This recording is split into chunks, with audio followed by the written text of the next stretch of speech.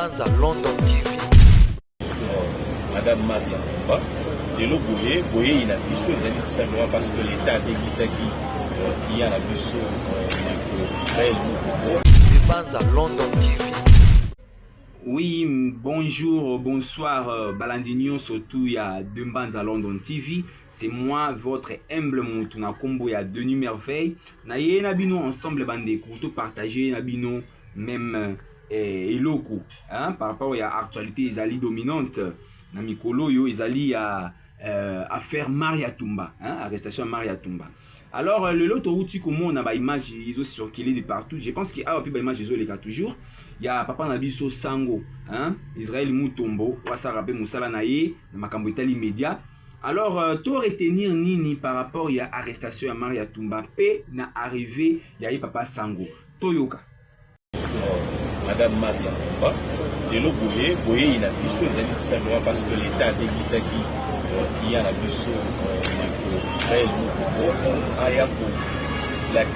ayako enseigné parce que azali Paris ya mingi ya koloba kozala kaka ye nde moto akumbite soki totali na makoki oyo ya l'État azali mpe na attitude ya kopoursuivre oyo azali kosala bapepa eloko euta koleka mpona Maria Tumba lelo azala na maboko ya l'État congolais bandeko na ngai balobi ke batiaka tembe na l'État te nazo accuser ser na biso Maria Tumba te parce que azali influenceuse.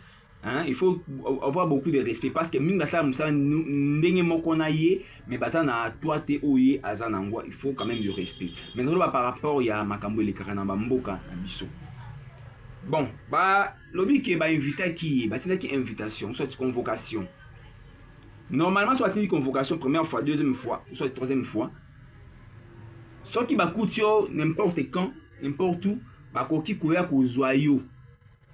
Même cas où il s'est mis à Samsoma et à Tumba, tant que convocation est yaki pour naïe, azaki libanda mboka. Je pense azaki na Dubaï, naïe na Asie. À quoi il faut répondre positivement te, à la présente, parce que azaki libanda to éviter ceux qui vont ko somba biloko, ceux qui vont ko teka biloko, ceux qui zaki coopération ni azaki na libanda mboka et sali ki yé à quoi ko mona nati. Mais il y avait des rumeurs de partout que aboyikotaki invitation wana aboyaki ko répondre positivement so za libana mboka emso gugo komake s'il vous plaît naza indisponible pense à libana mboka mais dans moment opportun je ferai de mon mieux pour être là. Je pense que so ezala ki bongo engeza momuke facile tant on ko koma awa yemo wakine ko se présenter engeza ndenge mususu que l'état ni aya kozwayo. Alors, il y avait des conflits, discussions comme d'habitude. Tout le monde que Maria Tumba dit bandiango ou soit solindeni non. Et ça la maranango mine tout le monde ba chacha et ça la maranango régulièrement. Mais au ekomi na point que ba zoyer ba kangaye, c'est un peu compliqué. Mais par rapport à facteur au sali été, les gens ont beaucoup à justice. Et sali par rapport à insulte au tout le monde comme on a salaki contre pasteur Nabiso évangéliste Kabundu Walesa, un pasteur qui se respecte, un pasteur Ozali na toi, Ozali na Combo, aza renommé kaka na Congo te, na Kinshasa te, na Afrique te, voire même na monde. Aza bandimi de partout. Koyoka ba humiliation boye, ba forme ba insulte boye na TV. Koyoka na yo faux pasteur, ce qui est blo mo ya ba forme ya ba forme midelo. Et ça qui vraiment bien te. Na ba to ba misu ba bande kolanda Maria Tumba ba sepela te pourquoi ti à niveau haut? So attaquer Moussa Nzambe, le baba makamusu, mais makambozo kota, ou kota ba makamusu na kati wana et ça vraiment bien te. Alors bato balanda kaye, bande toujours continuer ko cliquer, ko aimer, ko partager ba contenu na ye. Pour cela qui était azala toujours active pour ba makambo ango. Israël Moutombo de sa part, amekama mukie ko recadrer, quelques chroniqueuses, quelques influenceuses que kaka ko ko finga te kaka ko sala n'importe quoi tende ko sala ki okoma grand to grande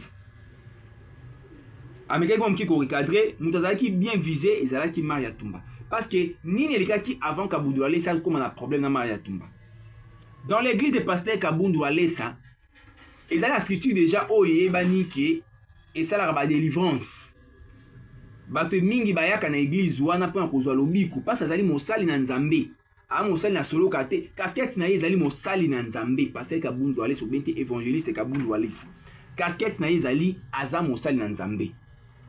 Donc c'est à dire que aza ministre ya nzambe oyo asala likolo na si mosali asalaka nde yango wana. O aza na biloko ase, o azalaka na mwasi te, o aza na mwasi na poto, wana etali biso te, oyo ekomi vie privée. Mais qu'est-ce que oyo ezali public ezali ki aza mosali na nzambe akozala jamais exposé kaka boye na mafinga n'importe comment esalaka ma bien te. Pasteur Kabundu Alesa ayambaki moto comme moto nyonso tout.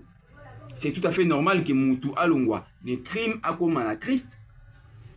Moto alayaki na église ya Kabundu Alesa abandaki kodévoiler ba secret ya mike mike. Atangi quelque makambo oyo esalaka ki elakisaki X to Y yepe akipananga. Parce que le messie en question azaki na moto mosala molili selon ndenge alekeli na TV. Que ba star rebelle, ba chroniqueuse, ba influenceuse, ba tiktokeuse, ba youtubeuse, ba basala msala ba Facebook, ba basala msala ba Instagram ebele. Ba yaka ko consulter nga et puis nga ni na sala po na bango bazala. Soki baza na tembe ba leka ba démentir ka oyo. Yembe azaki victime bakuni ekaka mais tomonaki na kati ya bakoto bakende oyo elongi na yo est-ce que oyebi makambo nayebi yango donc yayi nyonso yango wana. Dans notre grande surprise, Tomoni Israël Mutombo na cour d'appel ya Gombe accompagné avec ses avocats. Ba avocats étant baye balobi nini? Botika ko accuser Israël Mutombo ke yende mutu afundi Maria Tumba. Affaire ya Maria Tumba, eza affaire oyo yango te mutu ekosala ki Israël Mutombo akende kofunda ye. Pour ça makambo ya milieu biso to sala décryptage par rapport mambo lobaki peut-être lobaki 100% ya zolo baboité pour koyoka na pour déjà différent mais to sala décryptage par rapport na ndenge oyo bango balobelaki que sango te mutu afundi Maria Tumba parce que ba facteur makambo oyo eza ko circuler ezola sate que sango ndenge ko funda Maria Tumba parce que sango na Maria Tumba bana makamba bango ezali média donc médiatisé et goso wa bobele na média. Ou les accusation wana, c'est pas le problème d'Israël Mutombo. Yango aye ko se justifier ko la tsabango que là c'est pas moi. Donc à vrai dire, Israël Mutombo a sokoli maboko na ye abwaki na affaire ya Maria Tumba. Kingana Maria Tumba makambo ça ya média. Ko finga ko tinda babo et tout ces média. Yango te mutu osala kina kangai. Wana za selon ba avocat ya Israël Mutombo. Mais c'est Israël Mutombo s'il vous plaît. Otobengi papa Sango. Selon Yé. Alors, reste maintenant Pasteur Kabundu Alesa, ou soit groupe ya Pasteur Kabundu Alesa, et les cas, soit un avocat na c'est bien, bah les capé, bah mais comment on se justifier si réellement, ezali bangonde mutu akene ko funda Maria Tumba par rapport à makambo to di ko détailler awa, ko finga régulièrement, parce que Pasteur Kabundu Alesa ezali mutu lokola ngana yo, casquette ya mosala na Nzambe elongoli ete ki poso o ezali Android. Que makila na ya kata nzoto ezali cuivre non eza makila lokola ngana yo mutu na eza lokola ngana yo inspiration déjà différente on dit batala kata na mutu ba aura ba étoile ba don ba talent là c'est une autre chose mais eza mutu lokola ngai na yo so comme essuyer à kokipe ko réagir tant musu passer comme dans le ça atteint mutu akine ko funda mais azana batu ebele batu de partout.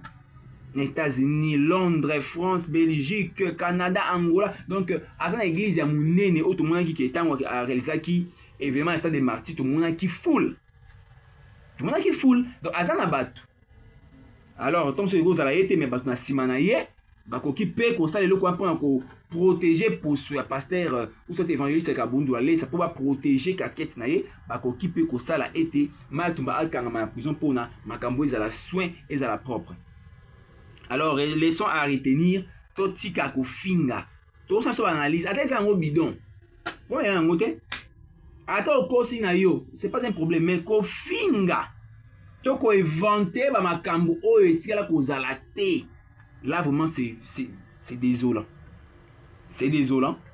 Et ça n'a pas ce maca, c'est attends que moi si Maria Tumba aux en prison, ou soit azali arrêté par dans la prison, t'es arrêté, à beaucoup à l'état.